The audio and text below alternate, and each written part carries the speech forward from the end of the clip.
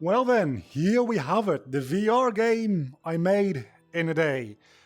More or less give or take. In the actual walkthrough of the behind the scenes, I'll go a little bit more in depth to what I did and didn't do within this day, because obviously if you're looking around, there's no way I did all this in a day. But I did do a lot within a day. So this is the, for lack of a better term, menu screen. There's a very big start play button above my head. It's a bit crude, but it works. I do plan on finishing things out a little bit more, adding some more hot elements as we go along, but for the time being, this is all that I could get within the 24 hours, and it's functional, right? So you just smack it with your sword, and the game starts. So the game itself is a fairly simple, zombie.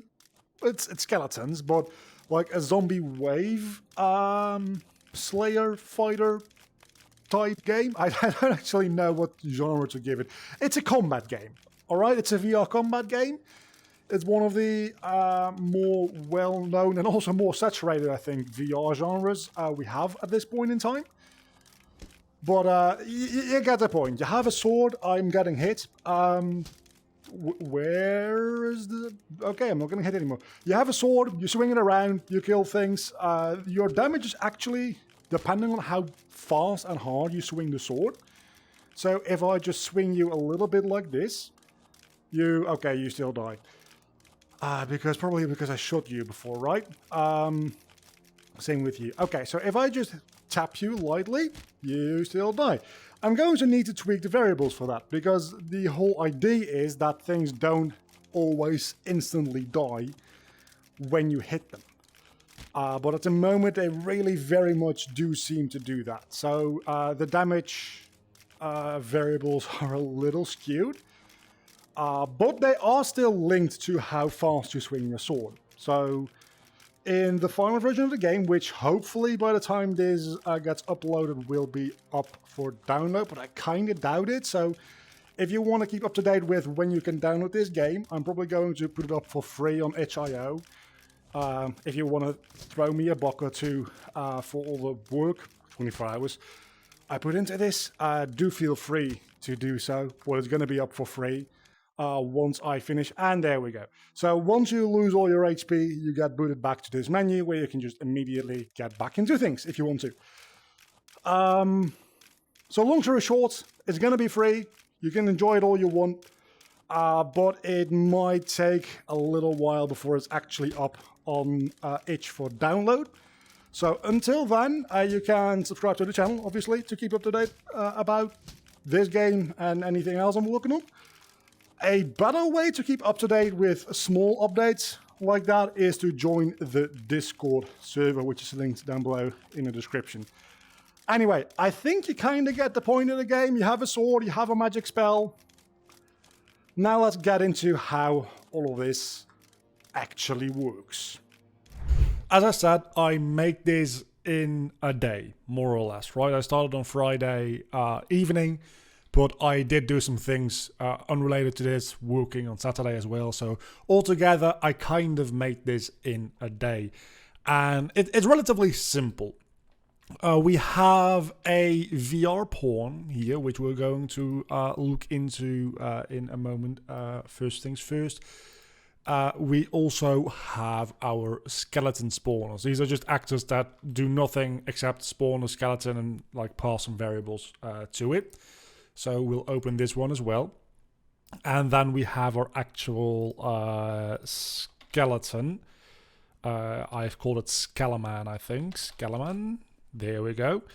And that's pretty much one last thing. We also have a spell. That's all the parts to this game. It's more or less all stored in these 4 actors. And then we've got a behavior tree and an animation blueprint, all that kind of stuff that needs to happen. But these 4 elements make the entire game.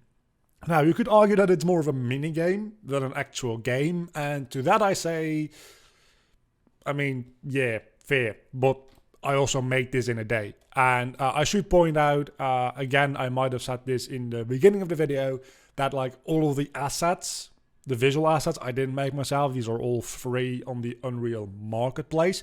So I didn't model this entire house and these fence posts and this well and everything like that, and did the lighting and stuff all within a day. Because if I'd done all that, it would have taken like weeks, months, potentially to do. But you've got those free assets, so you might as well use them, right? So let's get started here with the VR pawn. This is a blueprint that exists in the VR template, which I changed up quite a bit because I didn't need any grabbing mechanics, so I can just like yeet this away. I didn't, just in case I decide to use it later when I start tinkering with this project again. Same with the teleporting mechanic, right? I'm stationary in the like center of the village, and that's very much on purpose. I did debate whether or not I wanted to have a teleporting mechanic or a walking mechanic, and I figured, you know what, it's actually just probably a lot more fun to be stuck in one position and have all the enemies coming at you. Initially, I imagined there would be more than one type of enemy. Again, this might come across something like that in further development, because this game isn't necessarily finished. I made this prototype in a day, which still is very, very cool, because this is the first thing that I've like made into something functioning that I can share with other people in such a short time, because this is only really the second project that I've ever made. Which goes to show you that if you're watching this and you're not like very experienced with game development or anything like that, and you're thinking it's way too difficult to get into it, no, it's not. I started with my 3D platformer a year ago. I've learned a lot. I've made a lot of mistakes. I've done a lot of stupid things. But within a year of just like doing an hour a day on average, I've gotten to the point where I made this in a day, right? So do get started on your own like development journey there. When we begin play, I set the sword position and I deactivate the particle system for the spell, because otherwise it will automatically activate. Setting the sword position is as easy as just... Okay, so the thing is, usually when you want to have the velocity of a object, you have this get velocity node where you can plug in an actor and you get a vector output of its velocity. That doesn't work with motion controllers for whatever fucking reason. It's not that complicated to do it manually. All you need is you compare the position from the previous tick or the previous frame to the position of the same object right now. You subtract those and that delivers you a value that you can use as velocity. So that's what I'm doing here. At the first frame of the game, I set this variable to the actual location of the right controller.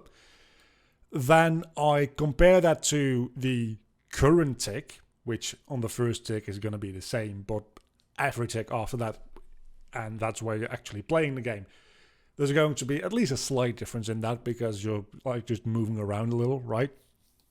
Subtract that from each other, and then set the current thing, the current position, as the variable to use on the next cycle of this whole thing. And then we have a little thing here which does... Oh yeah, if you have 0 health, it opens the menu level again. I'm going to need to like add some widgets for like a game over screen or something like that. But for now, you just enter in the daylight level where you can start the game. Then you get transported to the nighttime level when you die there, which is I think after you've been hit 15 times. You get sent back to the daytime level and you can just keep playing that way. There's no scoreboard, there's no nothing. Again, it's closer to a minigame at this point than an actual game. I will readily admit that. And that is pretty much all there is to this blueprint, if it weren't for this, actually. Hold on.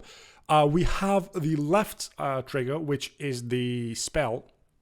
Has a little bit of a messy look to it. It's not that complicated. Let's go through it real quick, right? So we have this variable can cast, which gets set as true at the beginning of the game. That's just its default value. Never mind. Its default value is true.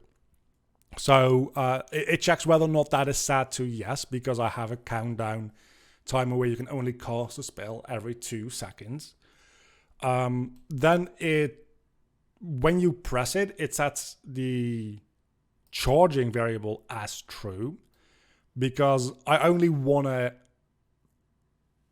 create a spell when I'm charging, because that again goes back to this thing.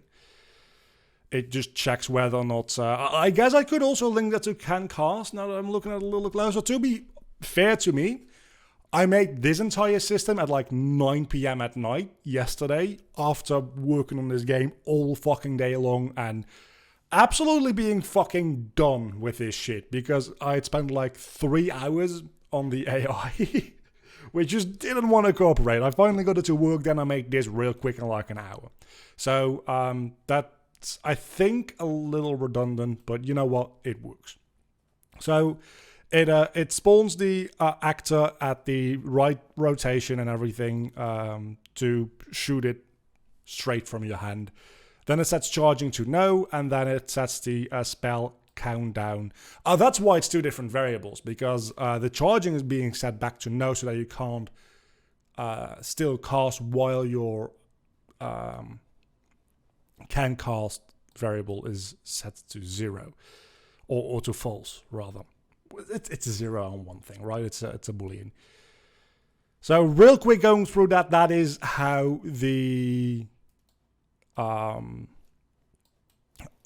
spell works. And the sword works a lot simpler than that. The sword is literally just a component of the VR pawn, which is parented to the right controller. So I just needed to get the rotation of it right, which was just perpendicular, or not even perpendicular, just in the same direction as the camera. Just getting that position there. From here on, it just follows your right controller because it's parented to it. And then we have in the skeleton itself, we have some code for the collision. The skeleton spawner, actually let's do the spell first, because the spell is relatively simple as well. Because we have begin play, in which it deactivates the particle system 1, which is again another asset that I downloaded from the Unreal Market store, which is just an explosion. It hits. We only want that to activate once it actually hits something, so we immediately deactivate that upon loading this actor. Then we only have a actor begin overlap event, because we only really need this to do something when it hits another actor. So I have 2 different checks here, and that is if the class of the actor that it hits is VR pawn, which is your player character, do nothing. If that's true, do nothing. If false, go on with what you're doing. So if that's false, so it's literally any other actor, we activate the explosion particle system, we deactivate the just like magic water, fire, misty, whatever you want to call it, because we don't need that any longer. And then we have another check if the object you are colliding with is a skeleton. Again, we get class from other actor. We compare it to the skeleton class. If that's true, we do all this. If that's not true, we just wait 2 seconds for the explosion to happen, and then we destroy the actor. But if it is a skeleton, we cast to that skeleton, which we have an object reference for, because the other actor is a skeleton, because we've just checked for that. We then subtract some HP from them, which I really should rework, because at the moment I think it's doing multiple ticks of this damage rather than just once, because hitting an enemy twice with this kills them, which it shouldn't, because the enemies have 100 HP. It's a little buggy.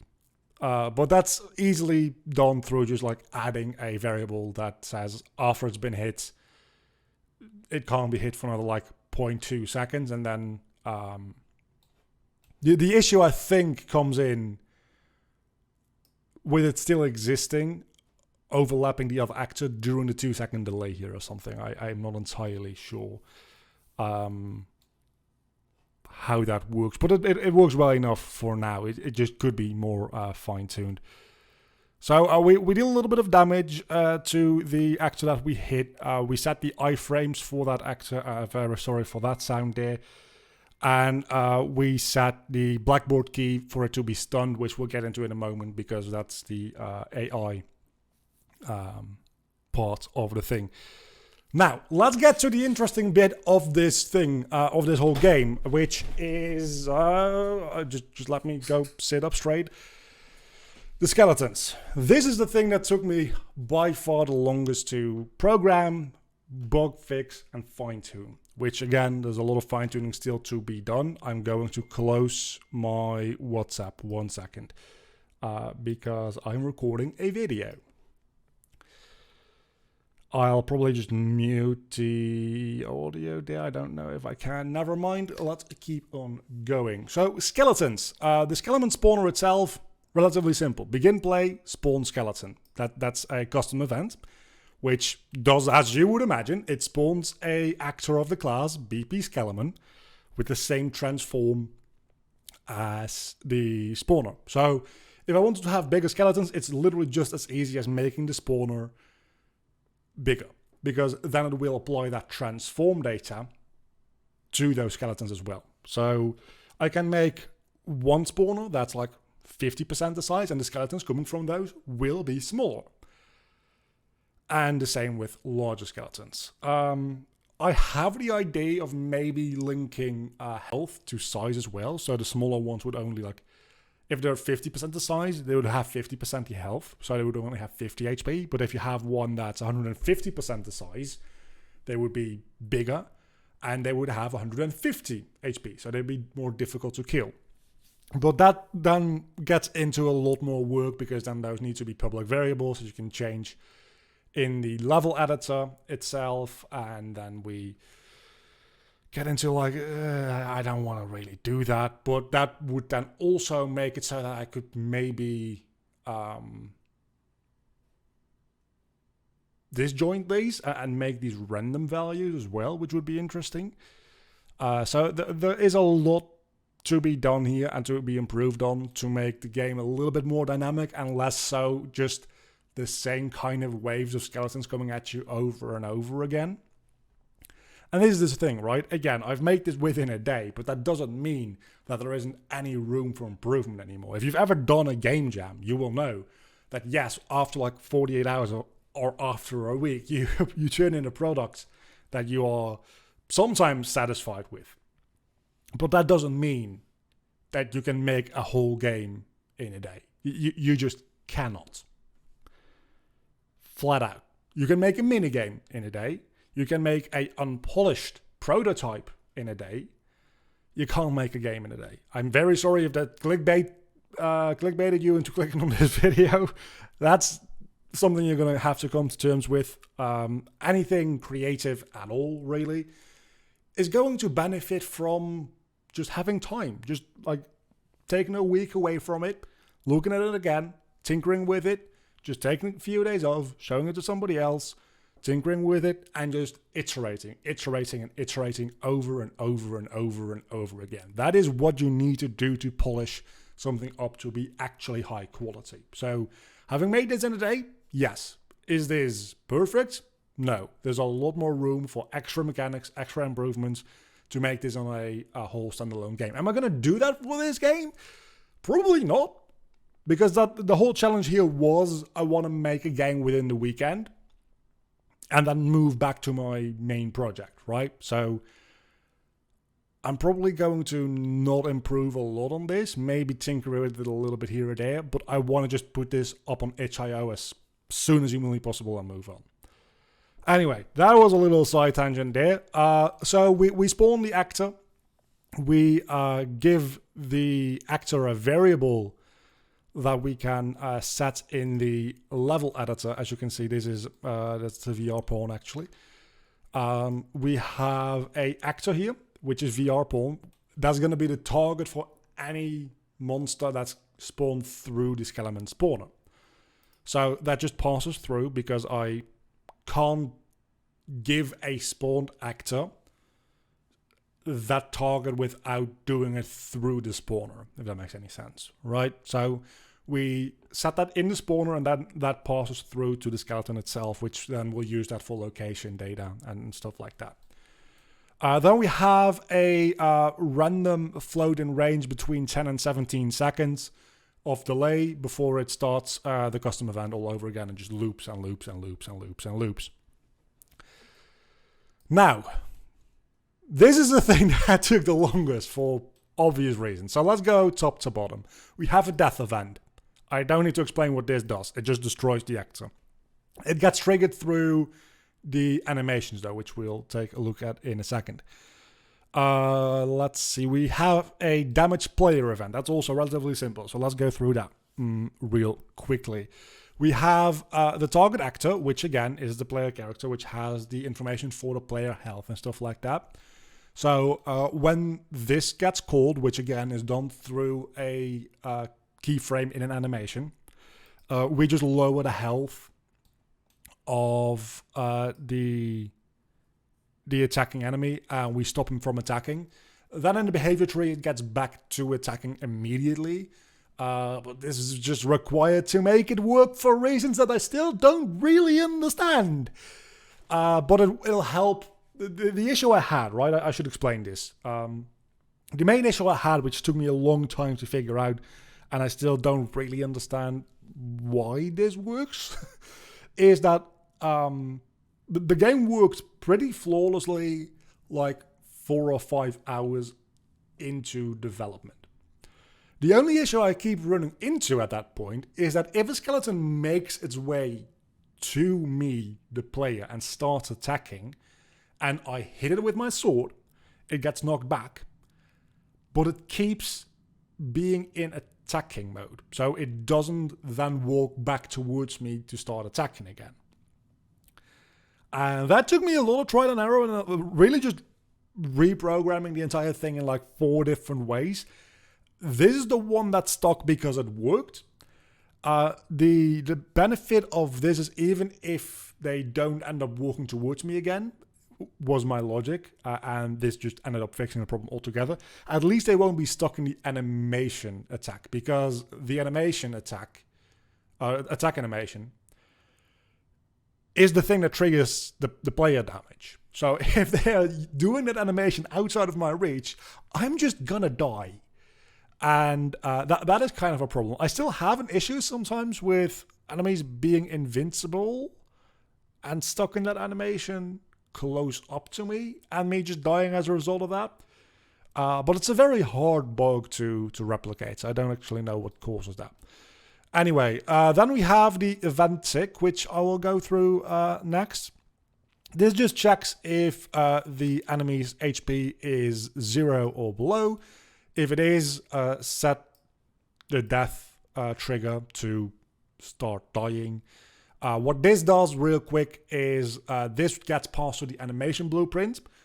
Once the death variable there has been set to true, it'll play the death animation. At the end of the death animation, that will call this event, which will then destroy the actor. A lot of things getting passed back and forth here, and in that regard, this actor is a bit more complicated than a lot of the actors I've made for my 3D platformer. Because this is actually one of the... Funnily enough, this is probably the most complex AI I've made. I've made a couple of fun AIs in the last week as well for my platforming game. One of which is going to be extremely useful and versatile for me to use in a number of different ways. But this one is probably the most... sorry for hitting the mic.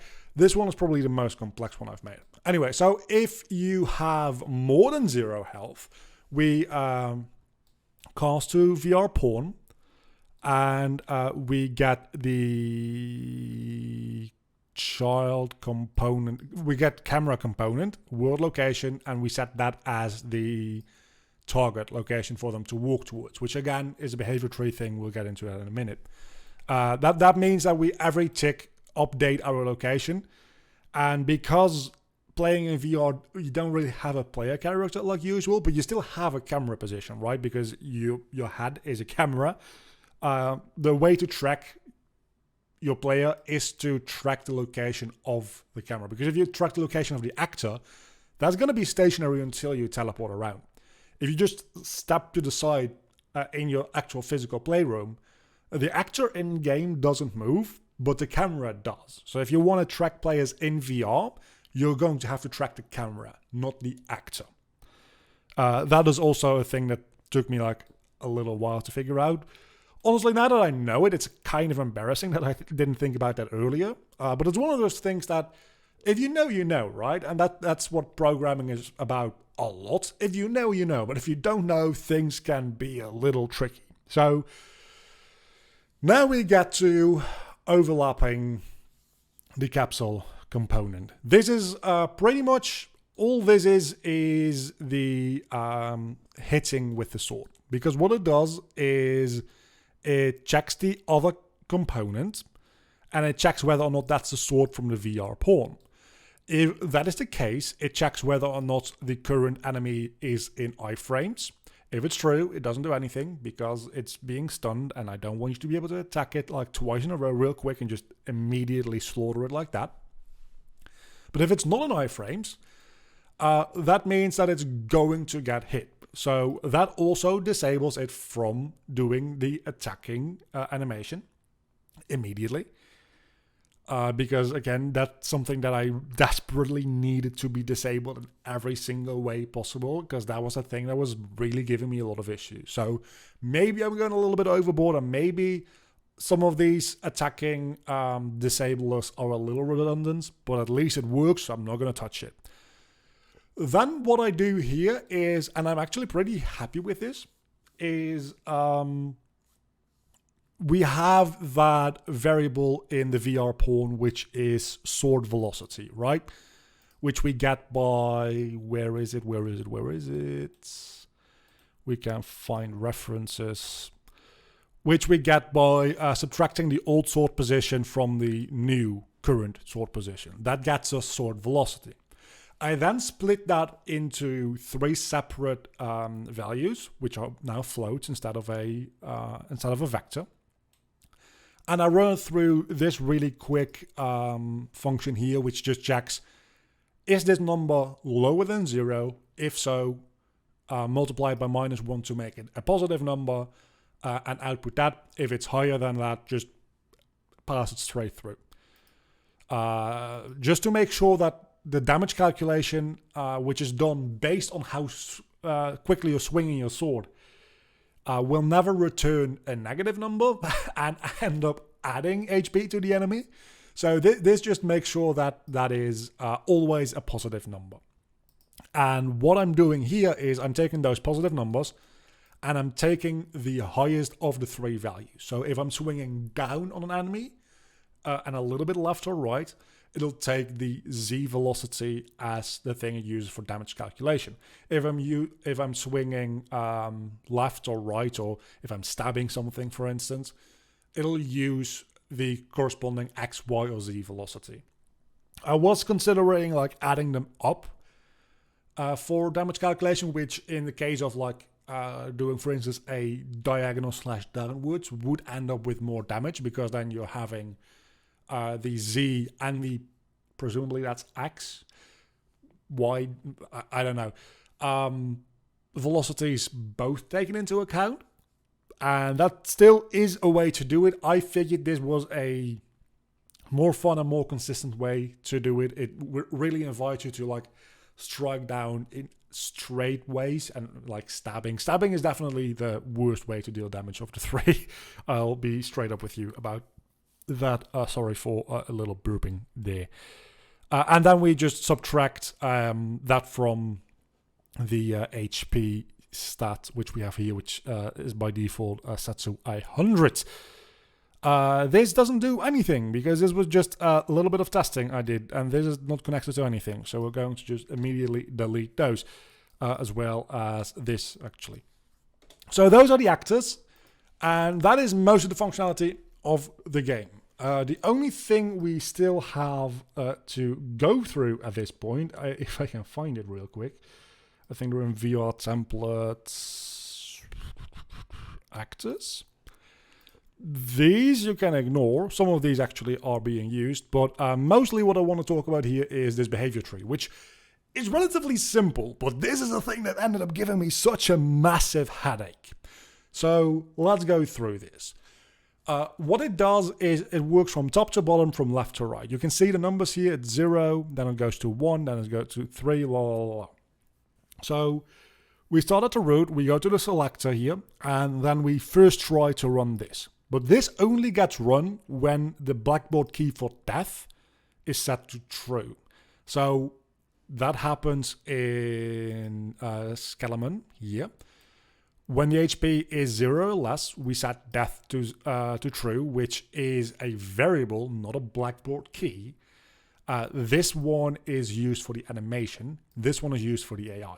So when this happens, then it will run this and wait for 5 seconds. And that's literally just there so that it occupies the behavior trait to not do any of this while the death animation is playing and the actor is being destroyed.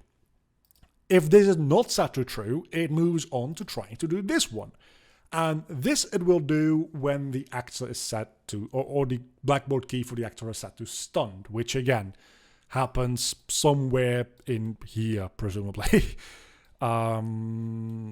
Maybe it should. I don't know exactly where it does that. It does that somewhere. When that's set to stunned, it will first run this task, which is a custom task I programmed, which is pretty easy. It casts to the actual actor that's being hit. It stops the movement towards the player immediately. It sets attacking to not true, same with the blackboard key corresponding to that. Then it casts to the VR pawn to get the ruled location of that. Compare that with a find look at rotation for the character that you just hit. And then it applies a launch character, just applies a bit of force to always knock it back away from you.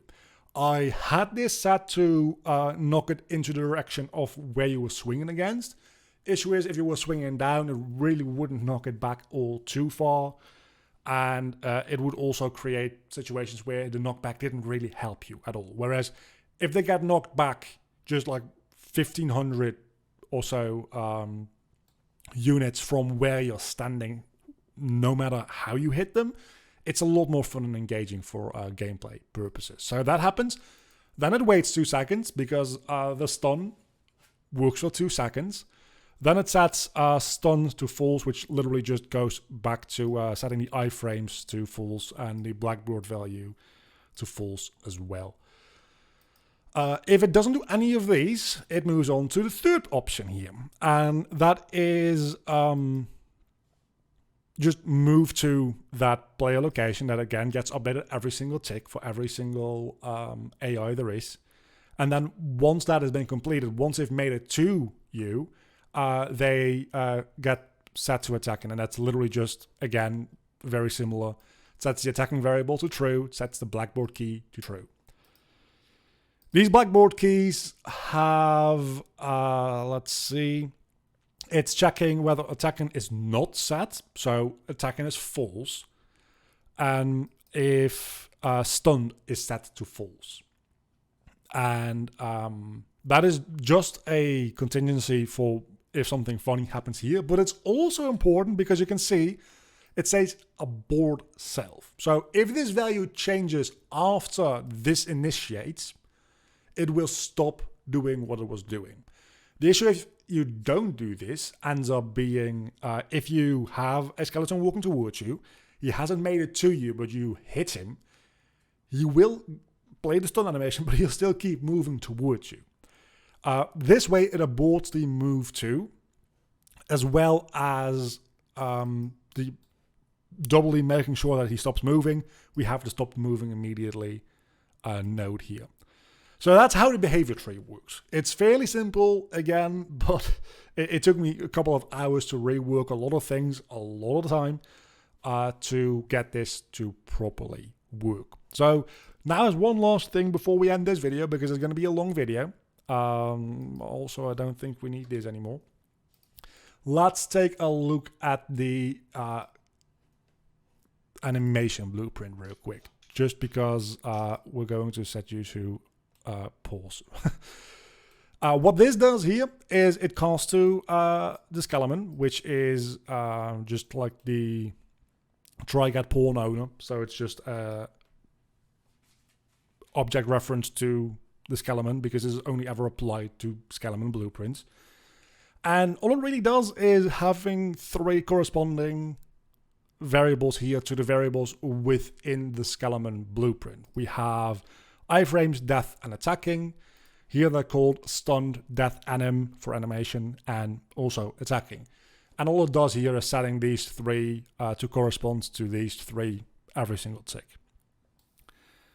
We have a quick state machine here, which says by default be idle. If death animation is true, play death animation.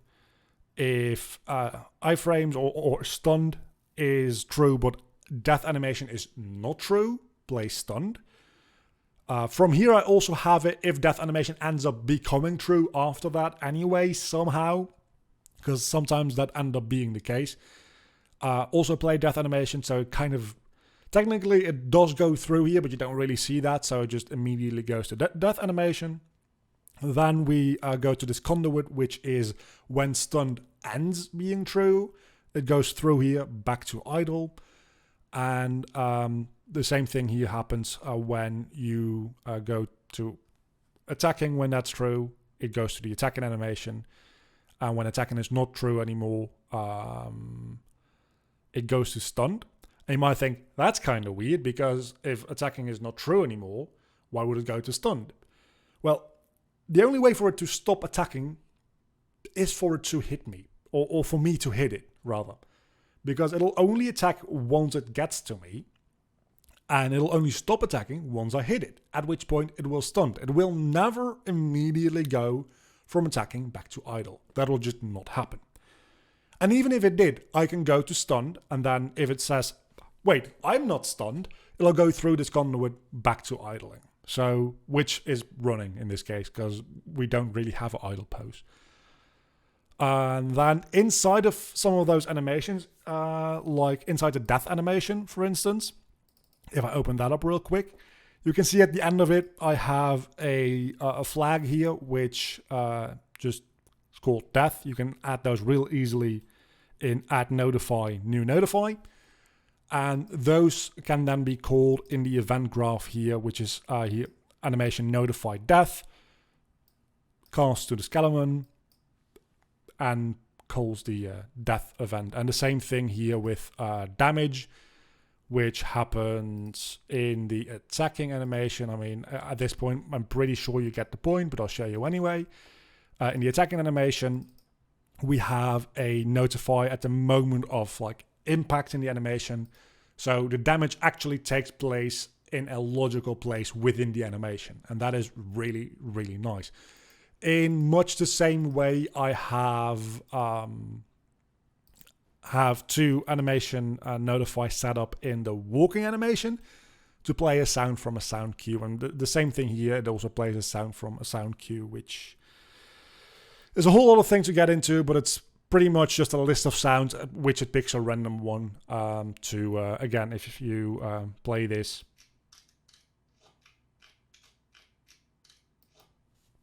It's not great, but it does its job, right? So if we go to the idle animation, which is the running animation, you can see step 1 and step 2. And if I pause this real quick, you can see step 1 is the impact moment for one foot, and then step 2 is the impact moment for the other foot.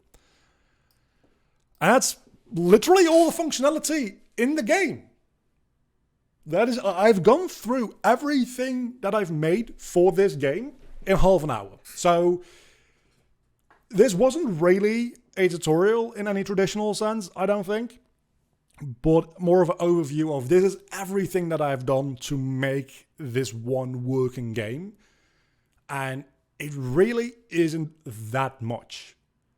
The game itself isn't that much either, but all this can be done within a day, provided you're using some pre-existing assets. Next week, I will be taking a bit of a deeper look into the AI that I've been making and probably will be making over the next week for my platforming game as well. But for now, I think this video has been long enough as it is, so I'll see you later.